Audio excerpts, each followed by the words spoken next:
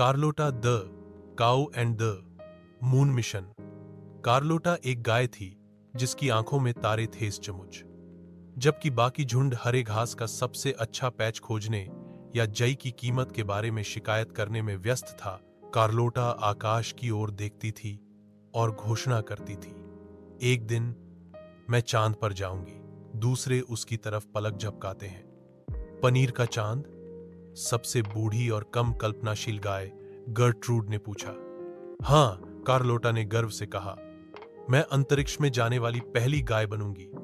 यह मेरा भाग्य है। मुर्गियों ने ठहाका लगाया। बकरियों ने एक व्हील बारो और एक बगीचे की नली का उपयोग करके एक नकली रॉकेट लॉन्च किया। यहां तक कि खेत के कुत्ते ने भी अपनी आंखें घुमाई। लेकिन कार्लोटा को परवाह नहीं थी। उसने प्रशिक्षण शुरू कर दिया। उसने कार्डियो के लिए चरागाह के चारों ओर चक्कर लगाए। उसने चप्पलता के लिए और पृथ्वी के वायुमंडल को साफ करने का अभ्यास करने के लिए घास के गट्ठरों पर छलांग लगाई। उसने यहां तक कि एक प्रशिक्षण सिम्युलेटर बनाया, एक बैरल में बैठकर, जिसे किसान टेड के भतीजे ने पहाड़ी से नीचे लुढ़काया था। यह एक झाड़ी से टकराने से पहले लगभग 10 फीट गया, लेकिन कार्लोटा ने इसे एक सफल पुन प्रवेश कहा। एक रात उल्का बौछार के दौरान कार्लोटा एक खाद के ढेर पर खड़ी थी, केप कैनावेरल का उसका संस्करण, और आकाश की ओर चिल्लाई, उड़ान भरने के लिए तैयार।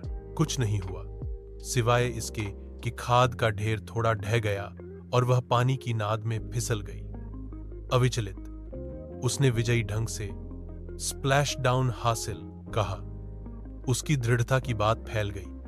एक स्थानीय समाचार दल आया, फिर एक तकनीकी अरबपति जिसकी मूंछें संदिग्ध थीं, ने अंतरिक्ष यात्री गाय के बारे में सुना और उसे प्रायोजित करने की पेशकश की। कई महीने बाद कार्लोटा ने एक कस्टम निर्मित रॉकेट, जिसका नाम दी एंटरप्राइज था, में सवार हुई। और आप जानते हैं कि क्या हुआ? कार्लोटा गाय वास्तव में अंतरिक्ष में पहुंच गई। वह चांद तक पूरी तरह से नहीं पहुंची।